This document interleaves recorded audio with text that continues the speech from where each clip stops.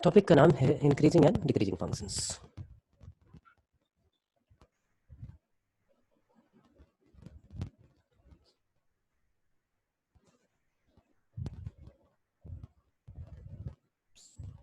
Increasing and decreasing function.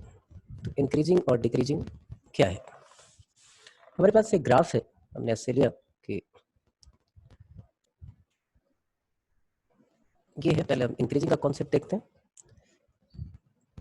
हमने एक ऐसे फंक्शन बनाया, कोई भी ऐसा नोन ग्राफ भी आप याद कर सकते हो, जैसे e raised to the power x का ग्राफ है, कुछ ऐसे जा रहा है। ग्राफ का नाम भी लिख देते हैं y is equal to e raised to the power x। और एक ग्राफ मैं और बनाता हूँ,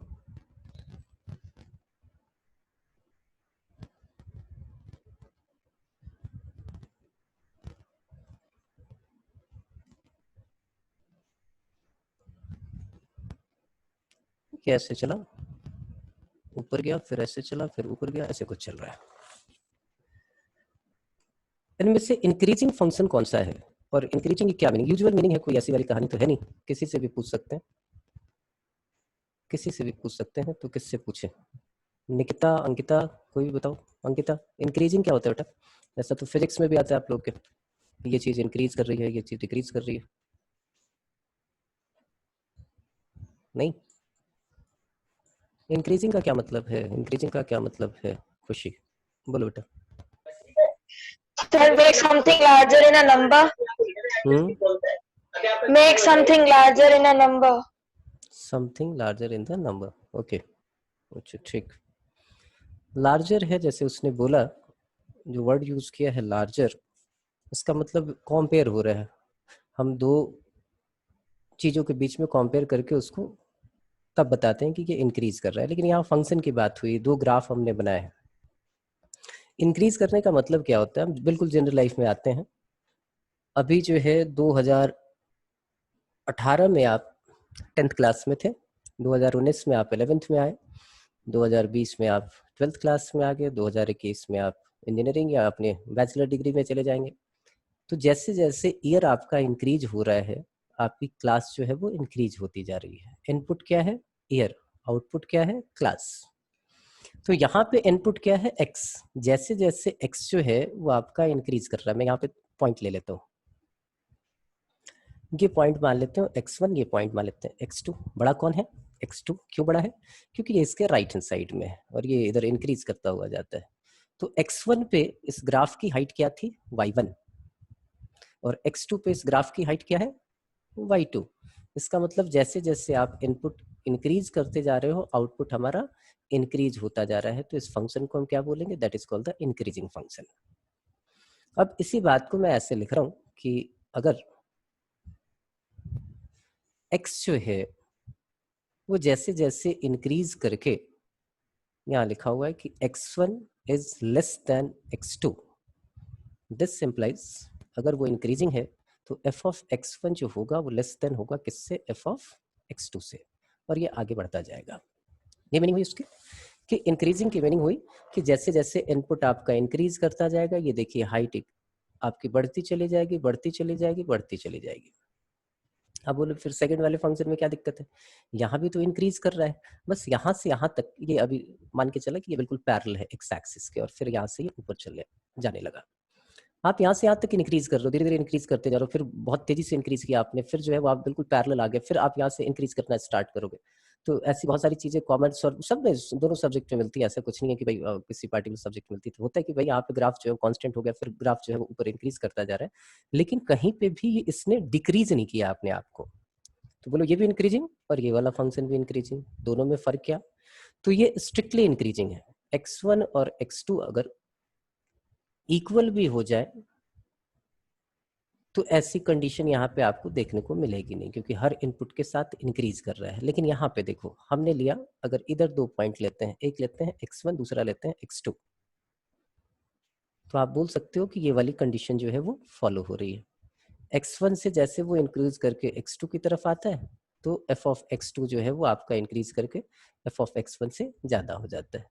लेकिन अगर पॉइंट आपने यहाँ पे लिया, सपोज यहाँ x1 और यहाँ पे आपने पॉइंट लिया x2, तो आप देखिए क्या है, x1 is less than x2, this implies f of x1 is less than or equal to f of x2, equal हो सकता है।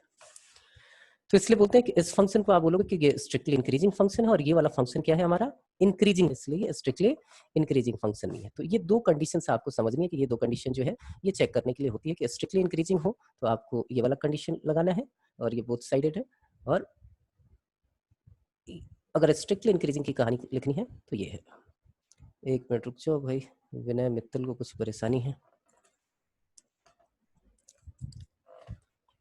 हाँ विनय बताओ। सर वापस से बता दे, स्ट्रिक्टली इंक्रीजिंग सम कम समझ में आया है।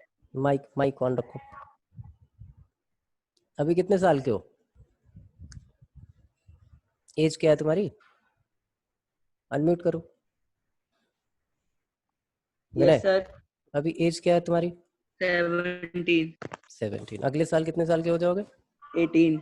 इसके बाद 19। अच्छा, कभी लाइफ में तुम्हारे ऐसा आएगा कि 2025 और 2026 में तुम सेम एज के रहोगे?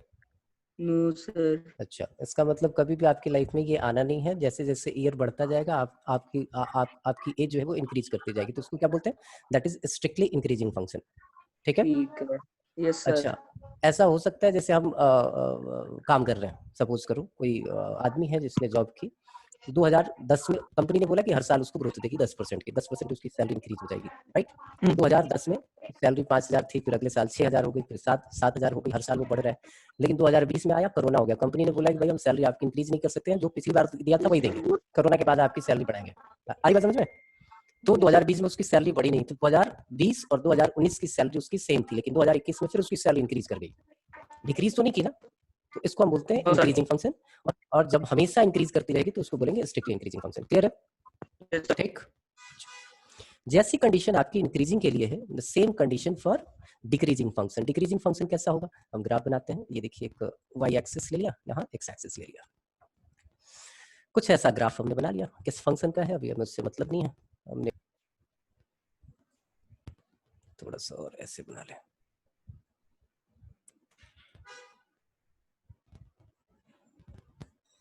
ये ऐसा कुछ बना लें। अब देखिए, इस पे हमने 2 पॉइंट लिए, एक पॉइंट हमने ले लिया x1 और दूसरा पॉइंट यहाँ ले लिया कहीं x2। बड़ा कौन, x2, x1 is less than x2, लेकिन हाइट देखो, जब x1 था उसकी हाइट अब घट के कितनी हो गई, y1 से भी छोटी हो गई। तो x1 x2 से बड़ा हो, लेकिन f of x1, ऐसा जब केस आएगा तो हम क्या बोलेंगे, the function is strictly decreasing function. क्या बोलेंगे, स्ट्रिक्टली डिक्रीजिंग फंक्शन। कि भाई शेयर मार्केट में ऐसे कर्व आपको देखने को मिलते हैं कि बंदा चला, उसने शेयर मार्केट में पैसे लगाए, उसके पैसा गिरता चला गया, फिर एक दौर आया जब बिल्कुल स्ट्रेट था, फिर गिर गया, फिर स्ट्रेट था, फिर गिर गया, ऐसे चल गया। आपने घर की सीढ़ियां देखते हो, तो ये हमारा डिक्रीजिंग फंक्शन है। इसमें 2 पॉइंट के लिए कभी कभी इक्वल हो सकता है, तो इसमें फर्क क्या है कि x1 is less than x2 but f of x1 is greater than or equal to f of x2। तो इस टाइप के फंक्शन को हम डिक्रीजिंग फंक्शन बोलते हैं, स्ट्रिक्टली डिक्रीजिंग फंक्शन नहीं बोलते। इस टाइप के फंक्शन को हम क्या बोलेंगे, स्ट्रिक्टली डिक्रीजिंग फंक्शन। ये बातें दोनों सब लोगों को पूछ सकते हो कि सर ये एक बार फिर से समझा दो, या ये वाली चीज अभी तक क्लियर नहीं है हमारे को। श्रेया गुप्ता बताओ, श्रेया, सचिन, सचिन,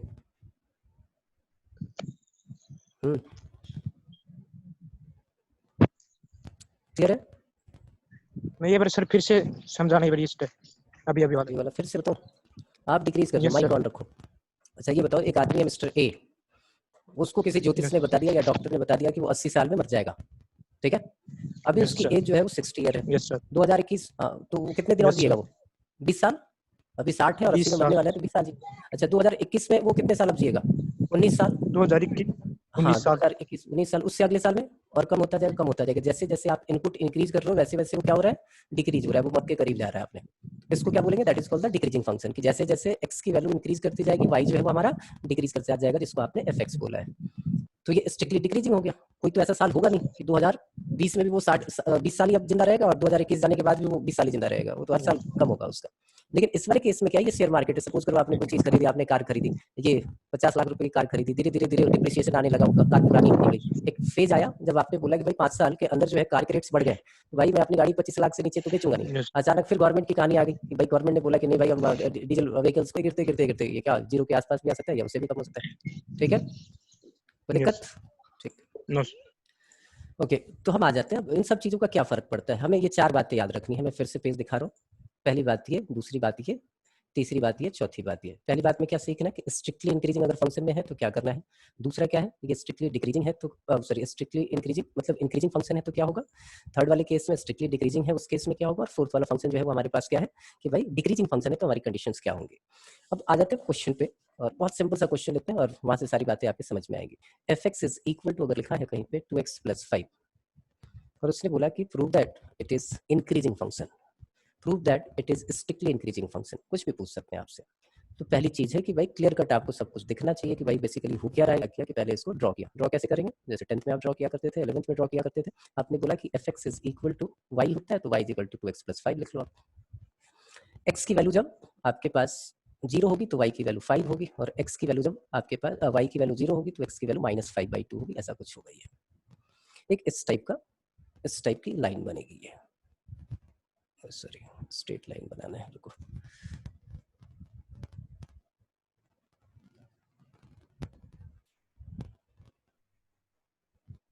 ठीक है, ये लाइन बन गई।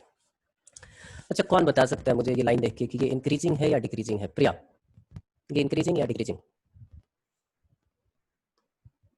प्रिया,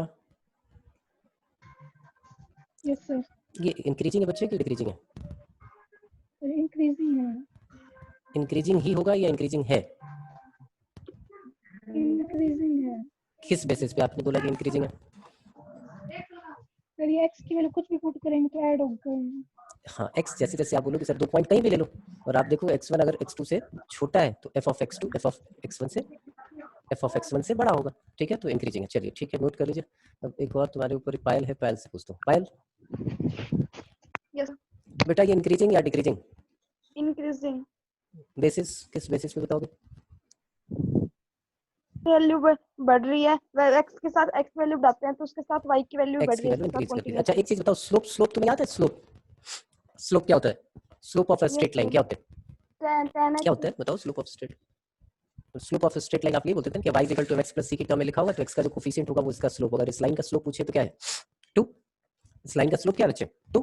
अच्छा 2 जो है वो पॉजिटिव है या नेगेटिव? बड़ा अजीब सा, जब स्लोप पॉजिटिव होगा तो चीजें जो होंगी वो इंक्रीजिंग होंगी, आया ना? स्लोप अगर पॉजिटिव है तो चीजें क्या होंगी? इंक्रीजिंग होंगी। आप बोलो ये देखो ये एंगल देख लो, आप स्लोप भी नहीं निकालना आता तो ये देख लो एंगल, ये एंगल आपके पास, ये एंगल एक्यूट एंगल है और tan थीटा इसका स्लोप होता है, तो tan थीटा जो है पॉजिटिव होगा तो ये फंक्शन आपको इंक्रीजिंग फंक्शन दिख रहा है। कोई दिक्कत नहीं? ठीक है, अच्छा। तो स्लोप निकालने के लिए एक दूसरा तरीका भी था आपके पास, है ना? तो चलिए एक एक करके देखते हैं। जब एग्जाम में आएगा तो सॉल्व कैसे करना है। एग्जाम में जब भी लिखा आएगा तो that it is strictly increasing function without using derivative, आपको डेरिवेटिव यूज नहीं करना है। तो आपको कैसे स्टार्ट करना है ये आपने पहले सीखा भी है जब आप 1 1 फंक्शन कर रहे थे, क्योंकि अगर फंक्शन स्ट्रिक्टली इंक्रीजिंग होगा तो 1 1 होगा।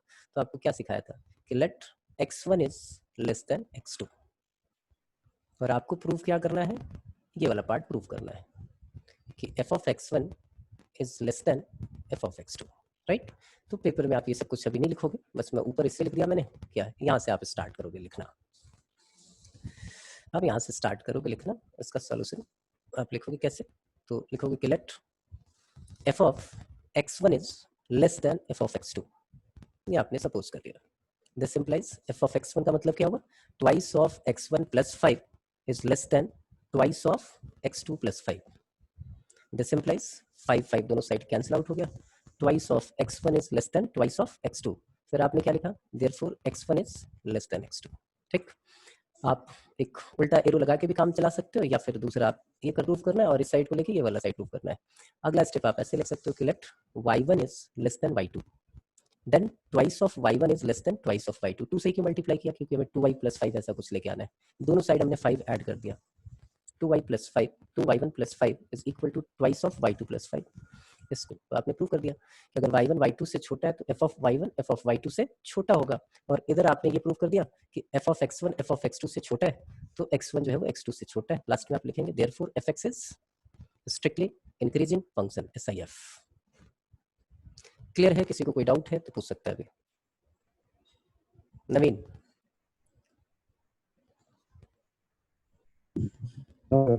समझ में आ गया?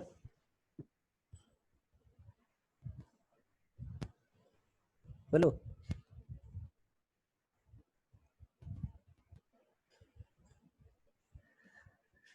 नैना,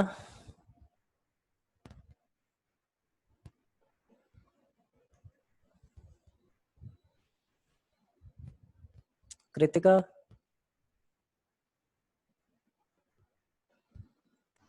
Yes, sir. क्लियर है? Yes, sir. ओके, चलिए फिर वापस आते हैं, 2-4 क्वेश्चन देखेंगे, छोटी मोटी और जो प्रॉब्लम आएगी वो खुल के आ जाएंगे, और फिर भी आप पूछ सकते हो कि सर वो वाला स्टेप अभी भी समझ नहीं आया। तो ये तो हमने किया क्या, विदाउट यूजिंग डेरिवेटिव। अब यूजिंग डेरिवेटिव हम कैसे प्रूव करेंगे, ये दूसरा मेथड है। तो यूजिंग डेरिवेटिव हमें क्या करना है, तो हम गिवन फंक्शन का डेरिवेटिव निकालेंगे। एफ डैश एक्स निकाला, एफ डैश एक्स अगर पॉजिटिव हुआ इसका मतलब क्या है, स्लोप पॉजिटिव है। स्लोप पॉजिटिव है इसका मतलब क्या है, the function is strictly increasing function, SIF। और एफ डैश एक्स अगर हमारा नेगेटिव हो जाए तो हम क्या बोलेंगे इसको, स्ट्रिक्टली डिक्रीजिंग फंक्शन, क्योंकि स्लोप नेगेटिव हो गया। स्लोप नेगेटिव हो गया तो आपका डिक्रीज कर रहा है। अब इसमें आप याद रखोगे कि एफ डैश एक्स अगर हमारा greater than or equal to, या तो पॉजिटिव रह रहा है या जीरो रह रहा है, तो ये हमारा क्या है, that is called increasing function, क्योंकि वो स्टेप वाली कहानी थी। और एफ डैश एक्स अगर हमारा less than or equal to रहता है तो उस केस में हम क्या बोलेंगे, that is called the decreasing function. ये 4 बातें याद रखनी। अब पुराने वाले क्वेश्चन को फिर से देख लेते हैं। क्वेश्चन था हमारे पास कि y is equal to 2x + 5, या y की जगह आपके पास fx था, जो भी लिखा हो उसमें कोई प्रॉब्लम नहीं। y fx वाला f dash x, f dash x क्या आ गया आपके पास, 2 इज ग्रेटर देन 0, आप लिख दोगे therefore fx is strictly increasing function. Game खत्म। बात समझ में आ गई? अब आगे 2, 4, 5 और क्वेश्चन करेंगे, कुछ बोर्ड के आए हुए क्वेश्चन हैं और बहुत सिंपल सिंपल चीजें आती हैं, घबराने की कहीं जरूरत है नहीं इसमें। ये देखिए, एक क्वेश्चन है आपके पास कि show that fx is equal to x cube minus 12x is strictly increasing in the interval given है आपके पास -∞ to -2 यूनियन 2 to infinity। आपको दिखाना है कि इस इंटरवल में ये फंक्शन जो है वो स्ट्रिक्टली इंक्रीजिंग होगा। अब यहाँ पे मेथड मेंशन नहीं है, तो जब मेथड मेंशन नहीं है तो आपको हमेशा डेरिवेटिव से करना है। तो पहला काम आपका क्या है, एफ डैश एक्स निकालोगे। एफ डैश एक्स निकाला आपने तो एफ डैश एक्स आ गया क्या आपके पास, दैट इज 3x² - 12। अब एफ डैश एक्स को आपको 0 पुट करना है। एफ डैश एक्स जहाँ 0 होगा वहाँ पे क्या हो जाएगा, that is parallel to X axis, क्योंकि स्लोप 0 हो जाएगा। तो इसको हम बोलते हैं they are called the critical points. यहाँ से आप क्रिटिकल पॉइंट निकाल लोगे। इक्वल टू 4 और x की वैल्यू आपके पास क्या आ गई, दैट इज इक्वल टू +-2। अब आपने क्या करना है, एक नंबर लाइन बनाना है और वहाँ पे, क्योंकि आप देखो ध्यान से छोटी छोटी बातें हैं, x³ - 12x कौन सा फंक्शन, पॉलिनोमियल फंक्शन, और पॉलिनोमियल फंक्शन का डोमेन क्या होता है, -∞ से +∞। कोई दूसरा फंक्शन होगा तो उसके डोमेन में ही वो इंक्रीज या डिक्रीज करेगा। अच्छा चलिए, तो यहाँ पे था हमारे पास 0, एक क्रिटिकल पॉइंट आपके पास आ गया 2, एक क्रिटिकल पॉइंट आ गया आपके पास -2। उसने क्या बोला है, स्ट्रिक्टली इंक्रीजिंग। इसका मतलब एफ डैश एक्स जहाँ 0 होगा उसको आप नहीं ले सकते। तो यहाँ पे आप क्या करें, एफ डैश एक्स 2 पे और -2 पे हमारा क्या है, 0 है। अब 2 के बाद कोई वैल्यू आप पुट करोगे इसमें एफ डैश एक्स में, और चेक करोगे कि पॉजिटिव आ रहा है या नेगेटिव आ रहा है। तो 2 के बाद एक वैल्यू हमने 3 पुट कर ली, 3 3 9, 9 3 27, 27 - 12 कितना आया, पॉजिटिव। तो आपने लिखा कि 2 के बाद जो है वो एफ डैश एक्स जो है वो हमारा पॉजिटिव है। अच्छा, -2 और 2 के बिटवीन कोई भी एक वैल्यू पुट कर लो, 0 ही पुट कर लिया, तो यहाँ पे क्या आ रहा है, हर पॉइंट के लिए ये क्या होगा, नेगेटिव होगा, तो F dash x is negative. और -2 के बाद कोई पॉइंट पुट कर लिया, -3 फिर से देखिए पॉजिटिव, तो यहाँ पे एफ डैश एक्स पॉजिटिव है। तो स्ट्रिक्टली इंक्रीजिंग कहाँ होता है, जहाँ पे एफ डैश एक्स पॉजिटिव हो। तो हमने लिखा therefore f x is strictly increasing, देखिए -2 तक है, और फिर जो है पॉजिटिव 2 से लेके इन्फिनिटी तक है। ये आपने प्रूव कर दिया। प्रॉब्लम किसी को तो पूछ लो। श्रेया,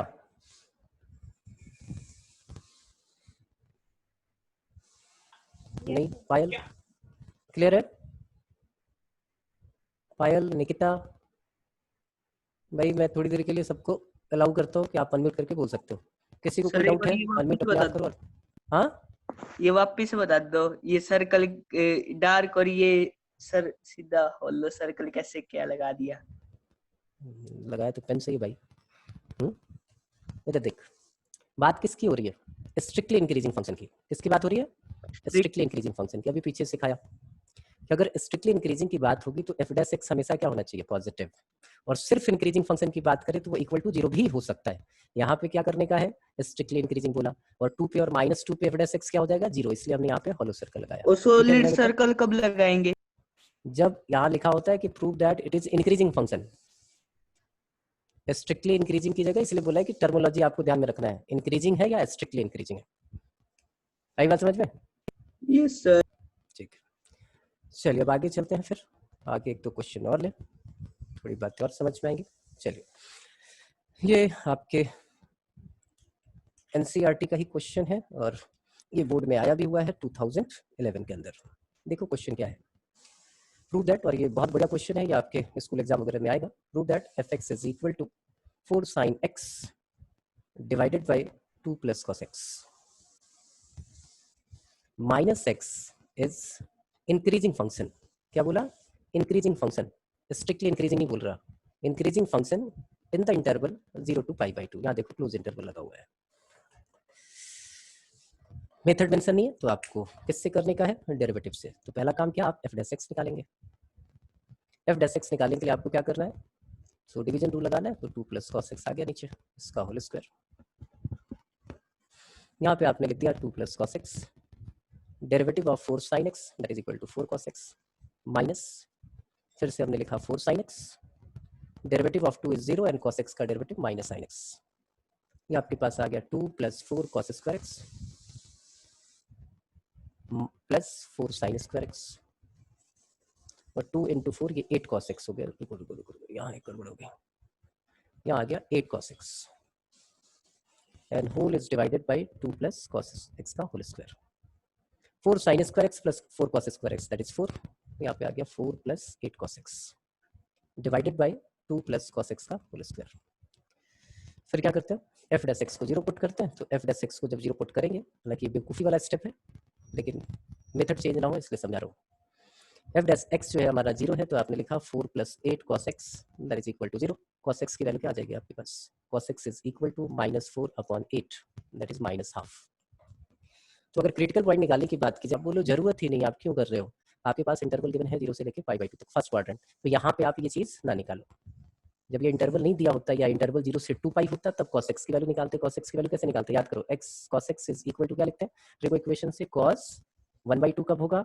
पाई माइनस π/6 पे, π/3 पे, दैट मीन्स cos 2π/3 ये होता। और फिर हम लिखते हैं x की वैल्यू क्या है, याद है आपको क्या होता था? 2nπ प्लस माइनस 2π/3, वहां से हम सारी वैल्यूज निकालते। लेकिन ये तो फर्स्ट क्वाड्रेंट का मामला है, तो हम फर्स्ट क्वाड्रेंट का मामला है तो ये लिखने की हमें जरूरत नहीं, हम बोले कि ये सारी चीजें हम मिटा देंगे और हम थोड़ा सा कॉमन सेंस यूज कर लेंगे। कॉमन सेंस क्या यूज करेंगे कि इस इंटरवल में हमारा ऊपर वाला कब 0 हो सकता है। तो आपने ऐसे सोचा कि cos x is always positive in first quadrant, तो positive into 8, positive plus 4 positive, ये तो कभी 0 हो ही नहीं सकता, और ऊपर वाला पॉजिटिव रहेगा और नीचे वाला होल स्क्वायर है ये भी पॉजिटिव रहेगा। तो आपने लिखा कि f dash x is greater than 0 in the interval when x belongs to close interval 0 to π/2, therefore f x is increasing function. Game खत्म। प्रॉब्लम है किसी को तो पूछ लो, अगर कहीं से भी कोई प्रॉब्लम है तो आप पूछ सकते हैं कि सर यहाँ पे प्रॉब्लम है। नहीं, एक आधा क्वेश्चन और ले लेते हैं, फिर असाइनमेंट मिलेगा, आप करोगे या फिर एनसीईआरटी कर लोगे, जो भी दिल करे आपका। तो उसके बाद जो है नेक्स्ट क्वेश्चन है कि find the intervals in which fx is equal to x raised to the power 4 minus 8x cube plus 22x square minus 24x plus 21 is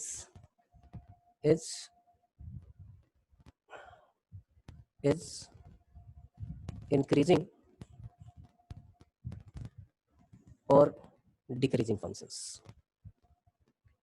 सब लोग ट्राई कर लें, 2 मिनट का मैं आपको टाइम देता हूँ, उस 2 मिनट में निकाल के दिखा दीजिए कि भाई क्या होगा, कैसे निकालेंगे, वो इंटरवल कैसे आएगा। इसका हो जाए वो इन्फॉर्म करेगा मुझे।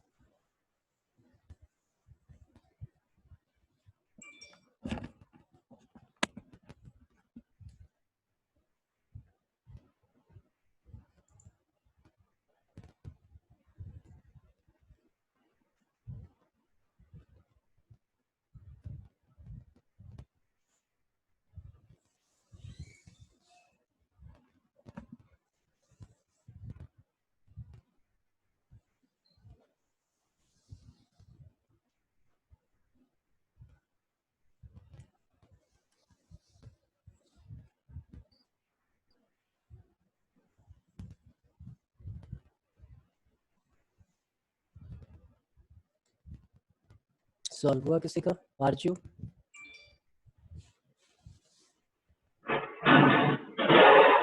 आरजू, हर्षित, No, sir. क्या किया है हर्षित? माइक ऑन कर। हर्षित माइक ऑन करो।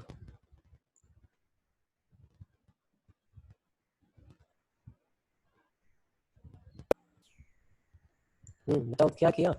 ये बैठ के टाइम पास कर रहे थे।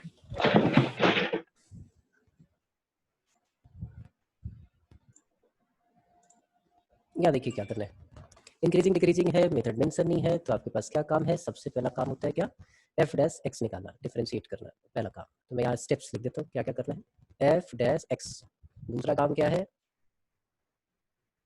F dash x is equal to 0 put करना है और एक्स की वैल्यूज निकाल लेनी है। सपोज करो x1 x2 जितनी वैल्यू निकले। तीसरा काम क्या है?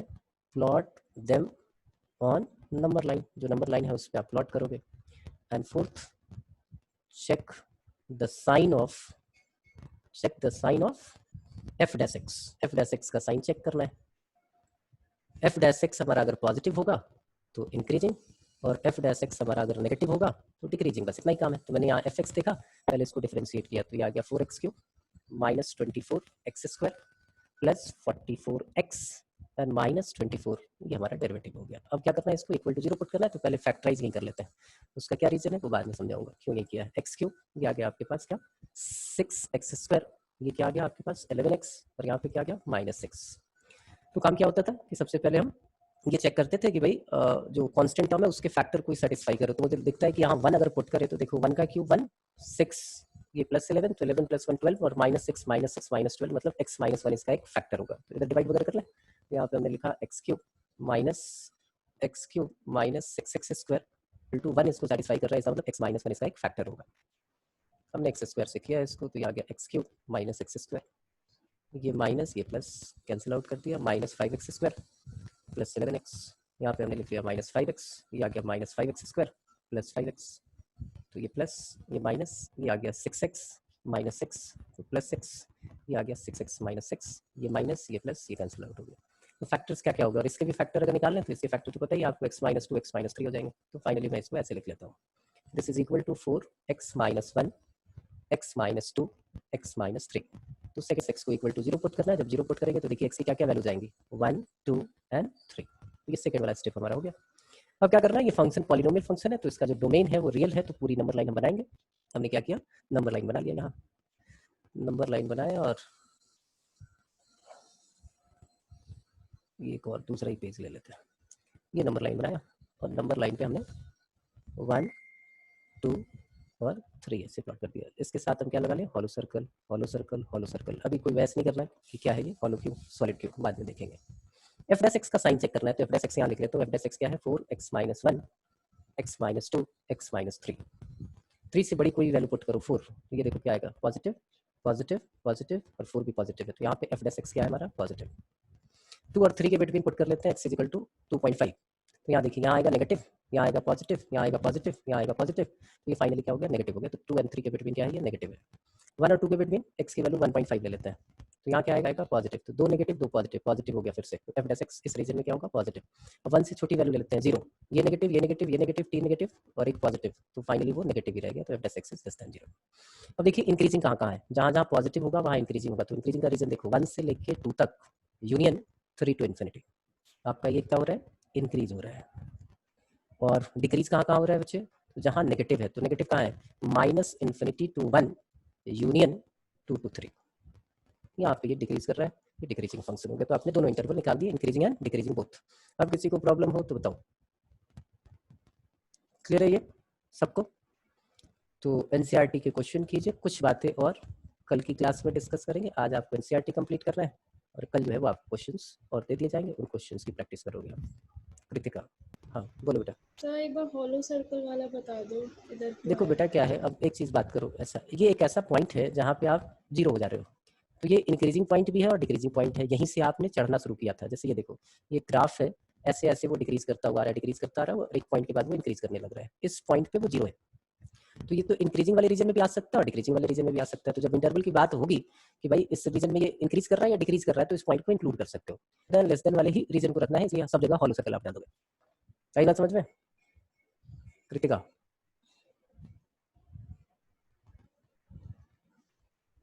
Yes sir. हाँ, तो ठीक है, आप एनसीईआरटी के सारे क्वेश्चन कर लीजिए। असाइनमेंट भी भेज देता हूँ अभी, और जो भी है वो डिस्कस करेंगे, और कुछ अच्छी चीज़ें और जो है वो कल सीखेंगे। थोड़ी सी प्रैक्टिस आपकी हो जाएगी तो अच्छी चीज़ें बताने में आसान हो जाएगा मेरे लिए आज की प्रैक्टिस के बाद। ठीक है, तो कल फिर से मिलेंगे 10 बजे और आगे इसको इंक्रीजिंग डिक्रीजिंग को लेकर चलेंगे। हर्षित गोयल, सवाल मुझे पता है हर्षित का क्या है। सर कल भी क्लास होगी क्या? फिर भी पूछ लेता हूँ। हाँ हर्षित बोलो, अनम्यूट करो। हाँ सर वापस बताना ये वाला होल और कौन सा? सॉलिड वाला। आप यहाँ पे थे है ना, ऑन रखो माइक, बीच में पूछ सकते हो मेरे से। यहाँ से आप गिरना शुरू हुए, गिरना शुरू हुए, गिरना शुरू हुए, गिरना शुरू हुए, यहाँ पे आए, यहाँ पे आप जाके धरती पे गिरे धम से, और यहाँ से फिर आप ऊपर हवा में उड़ने लगे। अब ये पॉइंट जो है वो कहाँ क्या है? ये पॉइंट वो है जहाँ पे एफ डैश एक्स और इंक्रीजिंग रीजन में भी है। तो आप इधर करोगे तो उधर का मामला बिगड़ेगा, उधर करोगे तो इधर का मामला बिगड़ेगा। तो जब इंक्रीजिंग डिक्रीजिंग इंटरवल निकालने के लिए आए तो आप ऊपर इंटरवल लगा देना, बस इतना याद रखोगे। ठीक है, यस सर। ओके। तो कल मिलेंगे 10 बजे। सवाल ये तो नहीं है कि सर कल भी क्लास होगी क्या, ऐसा कुछ? हर्षित नहीं है सर। अच्छा नहीं है तो रेगुलर क्लास लेनी, कल भी क्लास होगी आपकी, संडे भी होगी। 1-2 दिन वो स्कूल की मीटिंग वगैरह की वजह से प्रॉब्लम रही है। और सर एक्सरसाइज एनसीईआरटी वाली एक्सरसाइज करने हैं। क्या होगा बेटा? एनसीईआरटी वाले एक्सरसाइज आपको करने हैं, असाइनमेंट भी भेज देता हूँ, वो भी अगर वो भी करना चाहो तो वो भी कर लेना। जो उसमें एक्स्ट्रा क्वेश्चन दिखे उनको कर लेना, ऐसा कर लेना। ठीक है, कल मिलेंगे फिर 10 o'clock।